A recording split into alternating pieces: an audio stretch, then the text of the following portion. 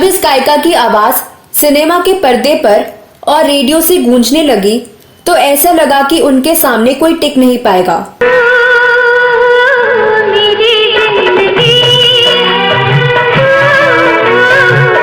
अपनी मखमली आवाज से संगीत प्रेमियों के दिलों पर राज करने वाली इस गायिका की तुलना सुर सम्राज्ञी लता मंगेशकर से की जाने लगी।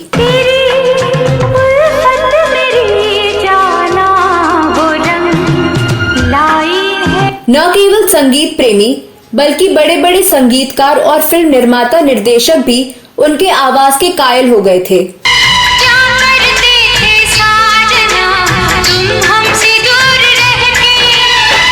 इस गायिका की आवाज को सुनकर दिग्गज संगीतकार ओपी नैयर ने लता मंगेशकर के युग के समाप्त होने की घोषणा कर दी थी।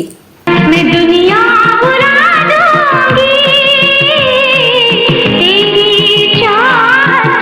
लेकिन अचानक ऐसा क्या हुआ कि इस गायिका के लिए सब कुछ बदल गया। छोड़ेंगे ना हम तेरा साथ, ओ साथी मरते दम तक। इस वीडियो में आपको उसी गायिका के बारे में बताने जा रही हूँ जो अचानक फिल्म संगीत से गायब हो गई।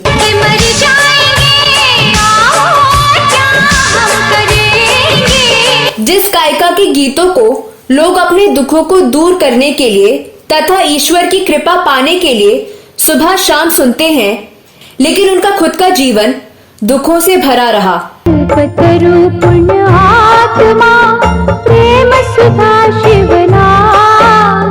आप बने रहिए हमारे साथ। आपने अगर हमारे चैनल ग्रेट लेजेंड्स को सब्सक्राइब नहीं किया है तो तत्काल सब्सक्राइब कर लें। तो चलिए वीडियो की तरफ।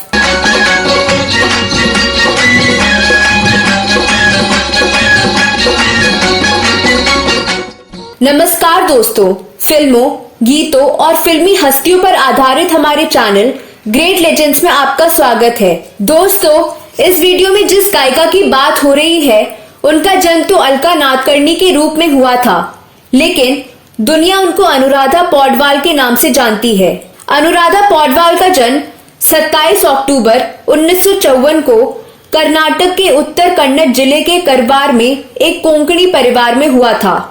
जब वह चौथी कक्षा में थी तब रेडियो पर लता मंगेशकर का एक गाना सुनकर संगीत से गहरा लगाव हो गया था, लेकिन उनके परिवार ने उनको संगीत के लिए प्रोत्साहित नहीं किया क्योंकि उनके पिता का मानना था कि संस्कारी परिवारों की लड़कियों को नाच गाने जैसे पेशों में नहीं जाना चाहिए। अनुराधा पौडवाल ने हालांकि संगीत की शिक्षा नहीं ली, लेकिन बचपन से ही लता मंगेशकर के गानों को सुनकर उन गानों को गाने का अभ्यास करती थी। बचपन में उनकी आवाज अच्छी नहीं थी, इस कारण स्कूल में उनको मोर कहकर चिढ़ाया जाता था।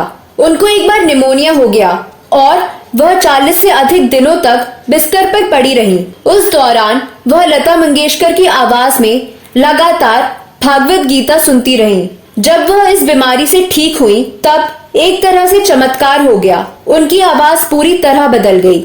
जब वह 17 साल की थी तब साल 1969 में उनकी शादी अरुण पौडवाल से हुई थी, जो प्रसिद्ध संगीतकार सचिन देव बर्मन के सहायक थे।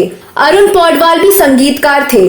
अरुण पौडवाल को जो भी गाने रिकॉर्ड करने होते थे उन गानों को पहले अनुराधा से गवाते थे और रिकॉर्ड करते थे ताकि उन्हें पता चल सके कि महिला की आवाज में वे गाने सुनने में कैसे लगेंगे।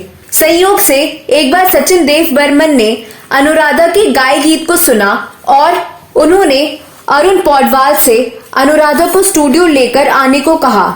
जब अनुराधा स्टूडियो आई तो उन्होंने एक शिव श्लोक रिकॉर्ड कराया जो फिल्म अभिमान में जया बच्चन पर फिल्माया गया। इस तरह 19 साल की अनुराधा पौडवाल की फिल्म संगीत की यात्रा शुरू हुई।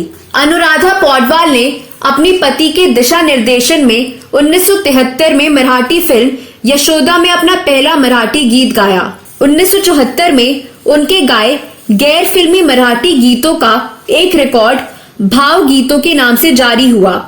ये गीत काफी लोकप्रिय हुए। 1976 में हिंदी फिल्मों में गायन के करियर का आरंभ फिल्म काली चरण के लिए गाए गीत 1/2, 2/4 से किया। 1/2, 2/4, छोटी छोटी बातों में बट गया संसार। जिसका संगीत राजेश रोशन ने दिया था। इसके बाद हेमा मालिनी और शशि कपूर की फिल्म आप बीती में अपना पहला एकल गीत गाया। इस गीत को संगीतबद्ध किया था लक्ष्मीकांत प्यारेलाल ने। गाना था हम तो गरीब हैं। हम तो गरीब हैं, हमसे गरीब तुम हो।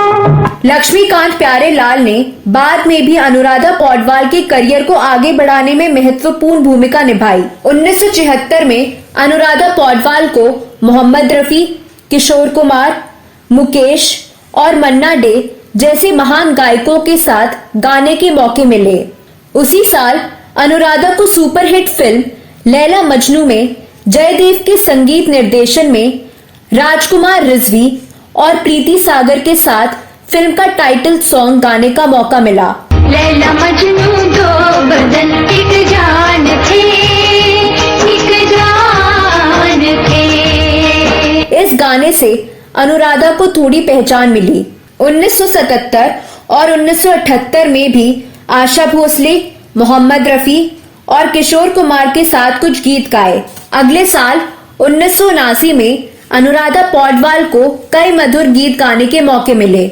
उन्होंने फिल्म दूरिया में जयदेव के संगीत निर्देशन में कुछ यादगार गीत गाए, लेकिन उनको सबसे ज्यादा प्रसिद्धि मिली किशोर कुमार के साथ फिल्म जानी दुश्मन के लिए गाए गीत से। यह गाना था ओ मेरी जान। ओ मेरी जान, बोल मेरी जान, तू नींदों में सपने पे रो गया। अनुराधा पौडवाल ने अपनी पहचान बनाने के लिए और फिल्म संगीत जगत में अपने आप को स्थापित करने के लिए करीब 7 वर्ष तक बॉलीवुड में संघर्ष किया। उनका संघर्ष तब रंग लाया जब साल 1980 में जैकी श्रॉफ और मीनाक्षी शेषाद्री की फिल्म हीरो में लक्ष्मीकांत प्यारेलाल के संगीत निर्देशन में गाया उनका गीत सुपरहिट हो गया। यह गीत था तू मेरा जानू है, तू मेरा दिलवर है।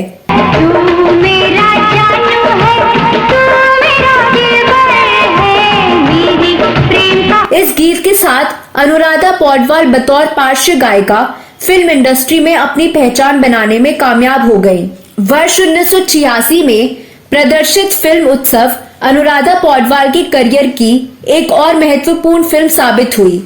शशि कपूर की इस फिल्म में अनुराधा पौडवाल को लक्ष्मीकांत प्यारेलाल के संगीत निर्देशन में मेरे मन बजा मृदंग गीत गाने का अवसर मिला, जिसके लिए वह सर्वश्रेष्ठ गायिका के फिल्म फेयर पुरस्कार से भी सम्मानित की गई।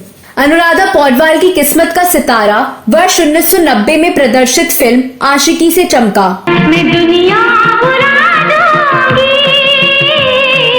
तेरी चाहत। बेहतरीन गीत संगीत से सजी इस फिल्म की जबरदस्त कामयाबी ने न सिर्फ अभिनेता राहुल रॉय, गीतकार समीर, संगीतकार नदीम श्रवण और गायक कुमार शानू को शोहरत की बुलंदियों पर पहुंचा दिया, बल्कि अनुराधा पौडवाल को भी फिल्म इंडस्ट्री में ऊंचाई प्रदान की।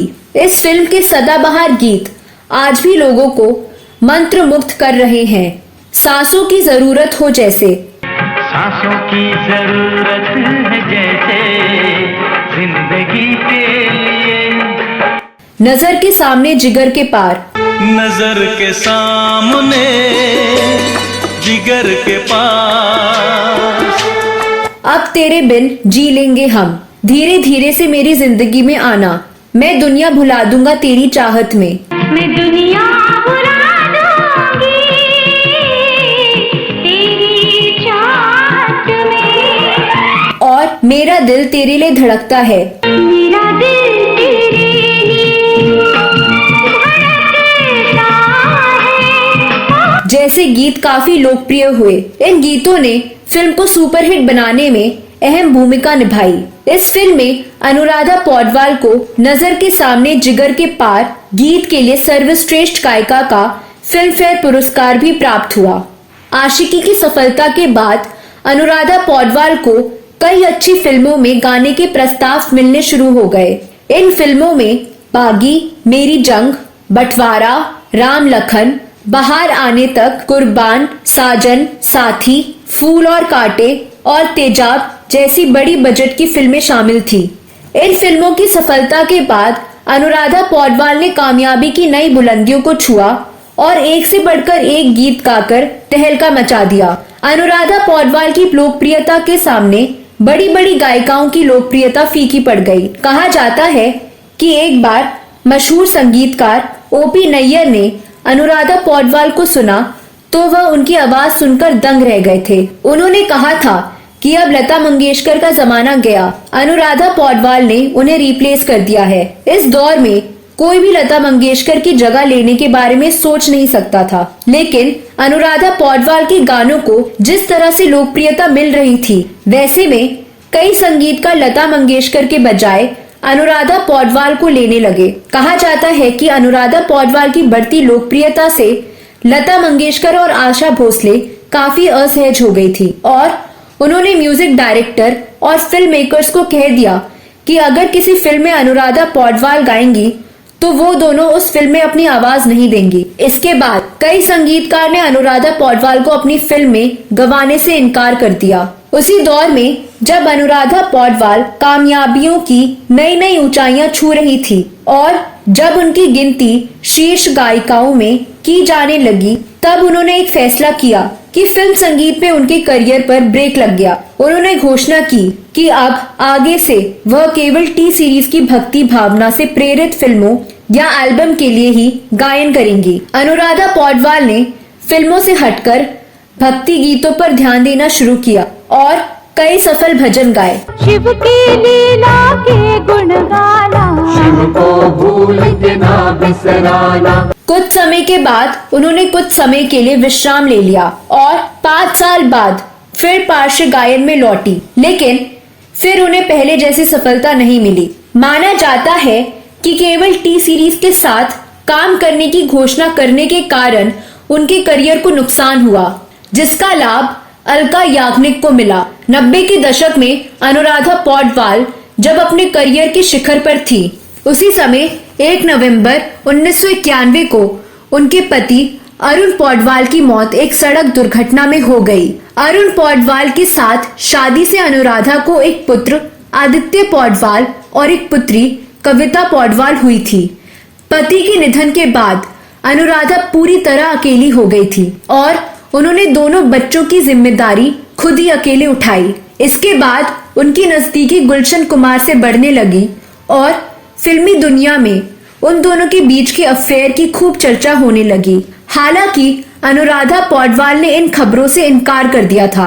अनुराधा पौडवाल को दूसरा सदमा तब लगा जब अंडरवर्ल्ड ने गुलशन कुमार की गोली मारकर हत्या कर दी थी। इसके बाद अनुराधा पौडवाल ने फिल्मी गीतों को पूरी तरह अलविदा कह दिया और केवल भजन गीत गाने लगी।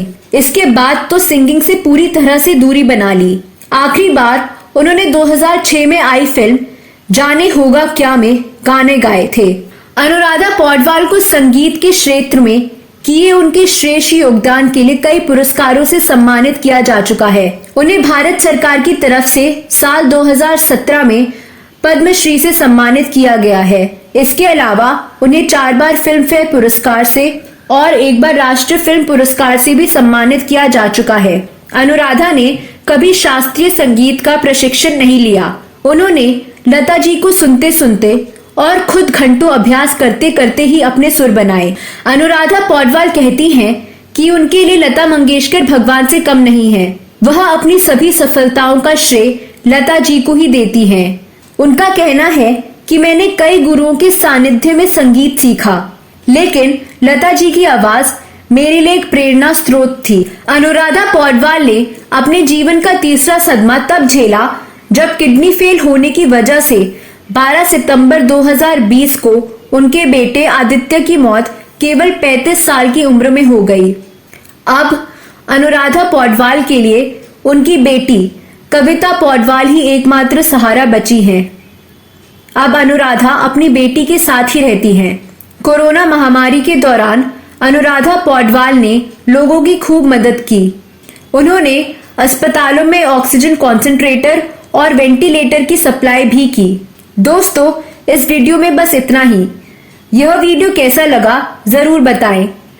अनुराधा पौडवाल के बारे में आप क्या जानना चाहते हैं, कमेंट बॉक्स में अवश्य लिखें। अगली वीडियो में मैं फिर फिल्मों, गीतों और फिल्मी हस्तियों से जुड़ी कोई नई कहानी या नई जानकारी लेकर हाजिर हो जाऊंगी। अगले वीडियो में फिर मुलाकात होगी। तब तक के लिए नमस्कार।